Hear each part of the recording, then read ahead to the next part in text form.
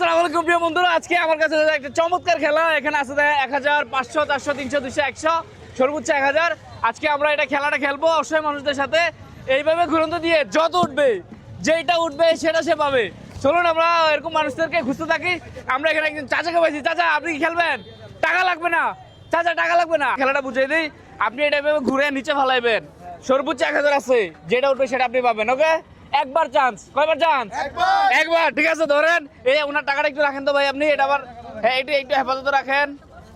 হ্যাঁ, একটু রাখেন। লাঠিটাও দেন আমার কাছে। হ্যাঁ, ঠিক আছে কাকা, খেলেন খেলেন, ঘুরে না।